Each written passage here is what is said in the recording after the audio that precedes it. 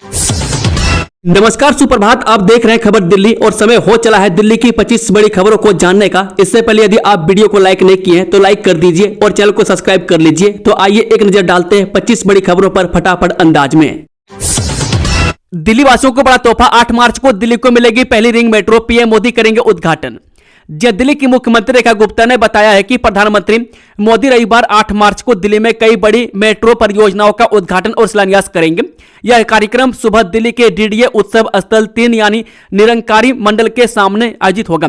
इन परियोजनाओं से राजधानी में सार्वजनिक परिवहन को और मजबूत बनाने की योजना है। पूरी दिल्ली होगी झुग्गी बस्तियों से मुक्त, जानिए रेखा सरकार का नया प्लान, नई पॉलिसी पर चल रहा काम। जी हां, दिल्ली को स्लम फ्री बनाने के मकसद से Delhi urban shelter improvement board झुग्गी पुनर्वास के लिए नई पॉलिसी तैयार करने की दिशा में काम कर रहा है। इसके लिए अलग अलग मॉडल की स्टडी की जा रही है। अधिकारियों के अनुसार गुजरात के सूरत और अहमदाबाद में झुग्गियों के पुनर्वास के लिए अपनाए गए मॉडल की भी स्टडी की जा रही है। इसके अलावा मुंबई में एशिया के सबसे बड़े स्लम एरिया को दोबारा बसाने के लिए बनाई गई स्लम हेरिबिलेशन ऑथोरिटी पॉलिसी को भी देखा जा रहा है। साथ ही पब्लिक प्राइवेट पार्टनरशिप यानी कि पीपीपी मॉडल को भी एक विकल्प के तौर पर रखा गया है। दिल्ली सरकार की बड़ी पहल, सड़कों के गड्ढों पर अब ऐप से होगी निगरानी। नोएडा जनकपुरी में हुए हादसों के बाद उठाया कदम। जी हां, दिल्ली एनसीआर में कई जगहों पर एक के बाद एक गड्ढों में गिरकर हुई मौतों के बाद सरकार ने रोड सुरक्षा मानकों को और बेहतर करने की दिशा में नई पहल करने का प्लान बनाया। इंफ्रास्ट्रक्चर से जुड़े प्रोजेक्ट्स पर काम करने वाली सरकारी और गैर सरकारी एजेंसियों को आदेश दिया गया है। आदेश में कहा गया कि वे रोड कटिंग और गड्ढों से जुड़ी तमाम इंफॉर्मेशन के लिए CBUD यानी कि कॉल बिफोर यू डिग नामक केंद्र सरकार के ऐप का इस्तेमाल करें। यह ऐप इसी काम के लिए बनाया गया। गड्ढों से जुड़ी तमाम इंफॉर्मेशन एक ही ऐप पर उपलब्ध होने से सभी एजेंसियों को इसके बारे में जानकारी होगी और सुरक्षा उपाय बेहतर किए जा सकेंगे। इसके अलावा रोड कटिंग की परमिशन लेने और देने में भी आसानी होगी। दिल्ली के नरेला वालों की बल्ले बल्ले बनने जा रहा है झील वाला पार्क, मिली और भी कई सौगात। जी हां, अब दिल्ली में भी पहाड़ों वाले मीडो पार्क यानी कि घास के मैदान का मजा लोगों को मिलेगा। राजधानी का पहला मीडो पार्क नरेला की टिकरी खुर्द झील में डेवलप किया जा रहा है। इस झील को पुनर्जीवित कर यहां घास के मैदान बनाने का काम डीडीए कर रहा है। एलजी व डीडीए के चेयरमैन बीके सक्सेना ने 17 फरवरी को झील का निरीक्षण किया था। इसी दौरान इस झील के पुनर्विकास की योजना तैयार करने के निर्देश डीडीए को दिए थे। बता दें कि टिकरी खुर्द झील पर अभी सिर पे अतिक्रमण की समस्या बनी है, बल्कि यहां आसपास के रिहायशी क्षेत्रों से अनट्रीटेड सीवर भी झील में आ रहा है। अधिकारी के अनुसार प्रारंभिक निर्देश में एलजी ने झील के आसपास के पूरे 40 एकड़ क्षेत्र को डेवलप करने के लिए कहा है। इसके लिए यहां से अतिक्रमण और जलकुंभ भी हटाई जाएगी। दिल्ली जल बोर्ड के पानी का बिल ऑनलाइन कैसे डाउनलोड करें, स्टेप बाय स्टेप समझें पूरा प्रक्रिया। जी हां, राजधानी दिल्ली में पानी की व्यवस्था को लेकर सरकार लगातार प्रयास कर रही है। साथ ही डिजिटल की ओर से भी काफी तेजी से कदम बढ़ा रही है। मैं दिल्ली जल बोर्ड के पानी का बिल डाउनलोड करने के लिए आपको ऑफिस के चक्कर लगाने की जरूरत नहीं पड़ेगी। आप घर बैठे ही पानी का बिल अपने फोन से डाउनलोड कर सकते हैं। दिल्ली जल बोर्ड के पानी का बिल डाउनलोड करने के लिए सबसे पहले दिल्ली जल बोर्ड के आधिकारिक वेबसाइट पर जाएं। दूसरे स्टेप में आप प्रिंट, व्यू या डाउनलोड बिल पर क्लिक करें। इसके बाद वेबसाइट पर 10 अंकों का KNO नंबर दर्ज करें जो कि आपके पुराने बिल पर उपलब्ध होगा। इसके बाद कैप्चा कोड डालकर सबमिट या शो बिल डिटेल पर क्लिक करें। वेबसाइट पर आपके वर्तमान और पुराने बिल की पूरी जानकारी सामने आ जाएगी। यहां पर आप डाउनलोड पर क्लिक करके बिल को डाउनलोड कर सकते हैं। रोहिणी से सुल्तानपुरी तक दिल्ली के 10 इलाकों को जलभराव से मिलेगी मुक्ति, रेखा सरकार की 177 करोड़ रुपए की सौगात। जी हां, दिल्ली में जल भराव की समस्या को जड़ से खत्म करने के लिए पीडब्ल्यूडी ने 177 करोड़ रुपए के न्यू मास्टर ड्रेनेज प्लान को मंजूरी दी है। उत्तर और उत्तर पश्चिम दिल्ली के प्रमुख इलाकों में प्रीकास्ट RCC तकनीक से आधुनिक स्टॉर्म वाटर ड्रेन बनाए जाएंगे। इस परियोजना से रोहिणी, सुल्तानपुरी और आजादपुर जैसे क्षेत्र में बारिश के पानी की निकासी क्षमता बढ़ेगी। यह वैज्ञानिक पहल मानसून के दौरान राजधानी की सड़कों पर लगने वाले जाम और बाढ़ जैसी स्थिति से राहत मिलेगी। सिविल सेवा परीक्षा का फाइनल रिजल्ट जारी, अनुज अग्निहोत्री ने किया टॉप। जी हां, संघ लोक सेवा आयोग द्वारा शुक्रवार को घोषित सिविल सेवा परीक्षा 2025 के परिणाम में अनुज अग्निहोत्री ने शीर्ष स्थान प्राप्त किया। रायसौरी, सुबे एम और अंकांश ढूल ने क्रमशः दूसरा और तीसरा स्थान प्राप्त किया है।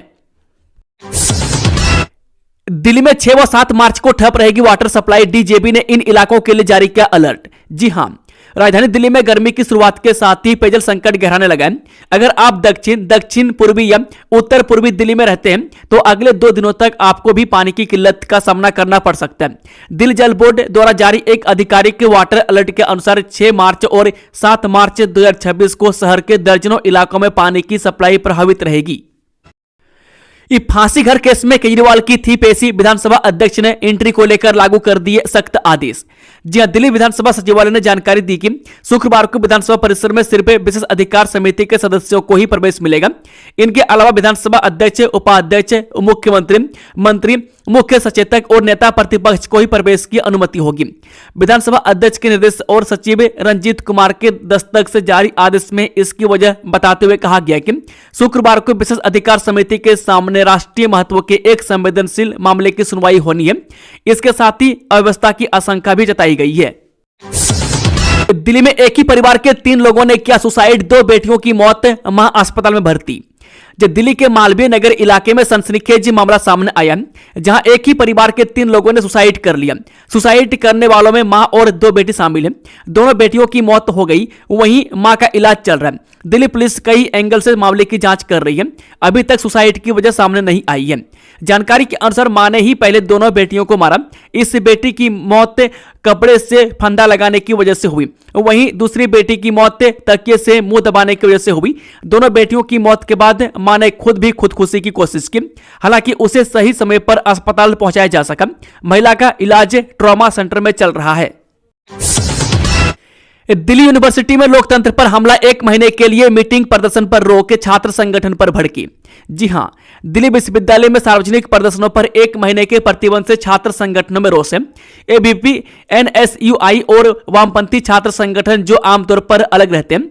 17 फरवरी को जारी एक नोटिस में यूनिवर्सिटी एडमिनिस्ट्रेशन ने 1 महीने के लिए कैंपस के अंदर किसी भी तरह की मीटिंग, जुलूस, प्रदर्शन या 5 से ज्यादा लोगों के इकट्ठा होने पर रोक लगा दी थी। मैं तब से कैंपस का माहौल बदला हुआ दिख रहा है और कई स्टूडेंट और टीचर्स इस फैसले पर सवाल उठा रहे हैं। दिल्ली विधानसभा गेट पर हंगामा, पुलिस ने रोका केजरीवाल का काफिला, Z+ सुरक्षा कर्मियों को भी नहीं दिया प्रवेश। जी हां, दिल्ली के पूर्व मुख्यमंत्री अरविंद केजरीवाल का काफिला विधानसभा के बाहर रोका गया। विशेष अधिकार समिति की सुनवाई में पेशी के दौरान पुलिस ने उनके सुरक्षा कर्मियों को अंदर जाने से मना किया।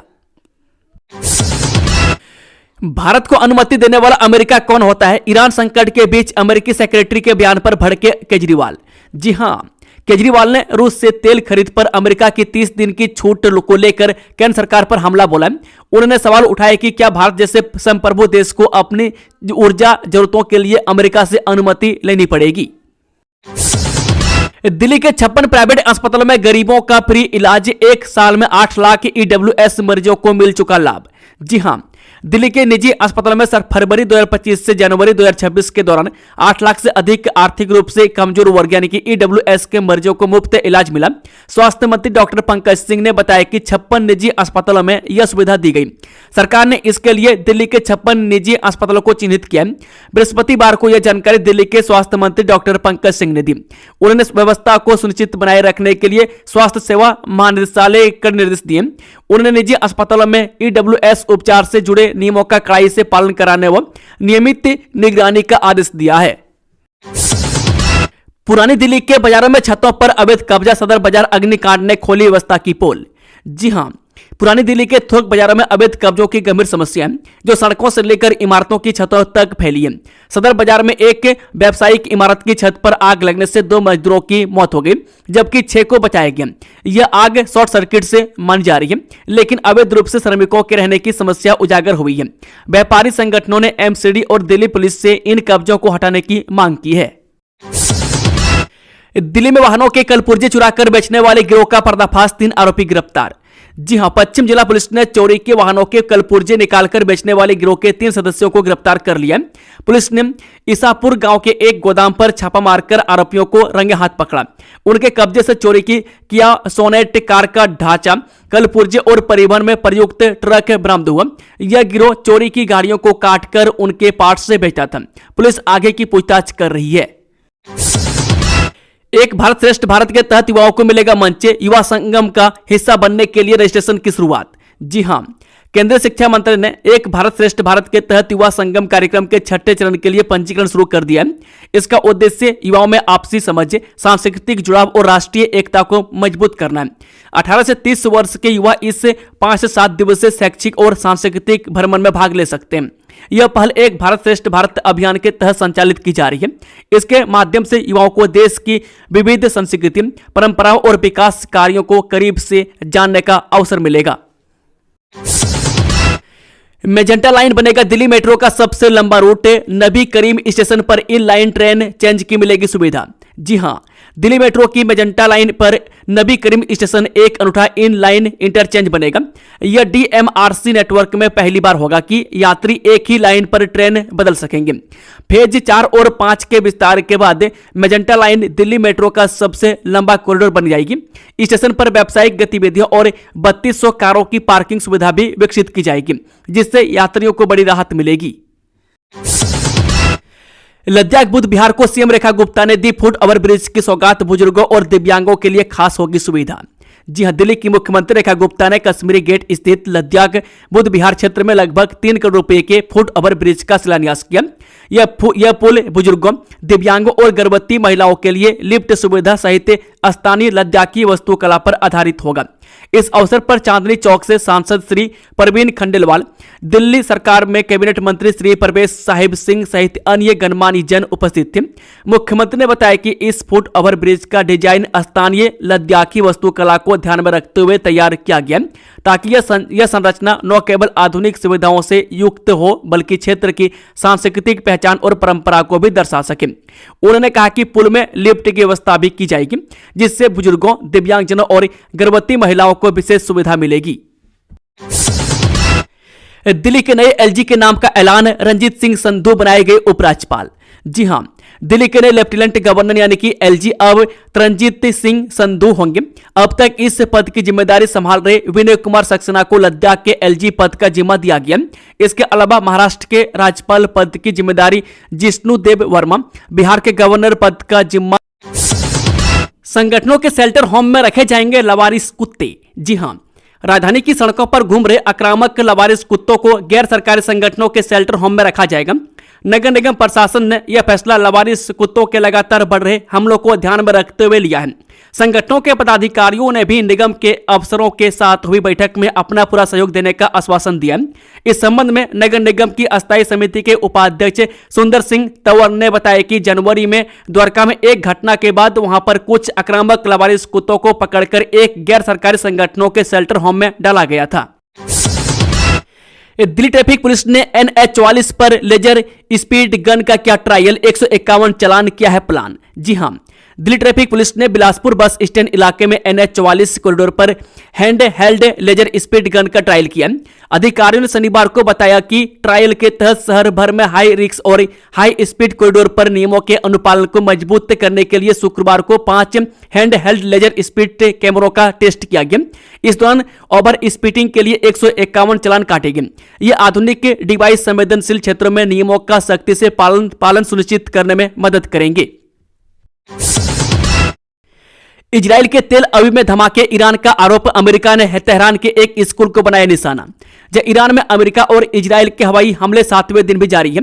28 फरवरी को शुरू हुए सैन्य अभियान के बाद से ईरान में कम से कम 1230 लोग मारे गए। ईरानी न्यूज एजेंसी फोर्स की रिपोर्ट के मुताबिक राजधानी तेहरान के दक्षिण पश्चिम शहर प्रांत में 2 स्कूलों पर मिसाइलों से हमला किया गया। ईरान की तरफ से भी खाड़ी देशों में अमेरिकी सैन्य ठिकानों और इजराइल पर मिसाइल और ड्रोन हमले जारी हैं। ईरानी हमलों में Israel, UAE, Qatar, Bahrain, Kuwait और सऊदी अरब को निशाना बनाया जा रहा है। देश की 6 राष्ट्रीय पार्टियों की इनकम 7,960 करोड़। अकेले 85% हिस्सेदारी के साथ बीजेपी सबसे अमीर, कांग्रेस दूसरे नंबर पर। जी हां, राजधानी में चुनावी रणनीतियों के साथ आर्थिक मोर्चे की भी काफी अहमियत होती है। जिस पार्टी के पास जितना ज्यादा फंड होता है वो उतनी ही मजबूत मानी जाती है। ये फंड चुनावी अभियान चलाने समेत कई जरूरतें पूरी करने में मदद करते हैं। दुनिया की सबसे बड़ी पार्टी मानी जाने वाली भारतीय जनता पार्टी कमाई के मामले में सबसे आगे है। राधा स्वामी सत्संग के चलते 6 से 8 मार्च तक दक्षिण दिल्ली में ट्रैफिक डायवर्जन, देखें किन मार्गों पर रहेगा यातायात प्रतिबंधित। जी हां, दिल्ली के भट्टी माइंस स्थित राधा स्वामी सत्संग परिसर में 6 से 8 मार्च तक आयोजित होने वाले राधा स्वामी सत्संग को लेकर दिल्ली ट्रैफिक पुलिस ने विशेष ट्रैफिक एडवाइजरी जारी की है। इस 3 दिवसीय कार्यक्रम में देश विदेश से करीब 3 से 4 लाख श्रद्धालुओं के पहुंचने का अनुमान है, जिनमें बड़ी संख्या में वीआईपी और गणमान्य लोग भी शामिल रहेंगे। भीषण गर्मी की मार झेलने वाले देशों में भारत सबसे ऊपर, 2050 तक हालात होंगे बेकाबू। जी हां, ऑक्सफोर्ड यूनिवर्सिटी की एक स्टडी के अनुसार यदि वैश्विक तापमान 2 डिग्री सेल्सियस बढ़ता है तो भारत को 2050 तक भीषण गर्मी का सबसे अधिक खतरा होगा।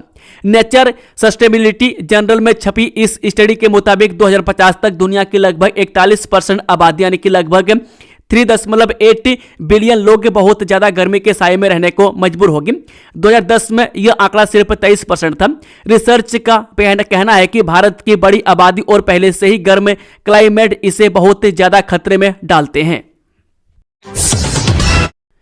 नेहरू प्लेस में मल्टी लेवल पार्किंग होने के बावजूद बाहर ही खड़ी होती गाड़ियां, अब एमसीडी काटेगा चालान। जी हां, नेहरू प्लेस में हाल ही में शुरू हुई मल्टी लेवल पार्किंग की 90% क्षमता खाली पड़ी है, जबकि वाहन अभी भी बाहर सड़कों पर पार्क हो रहे हैं।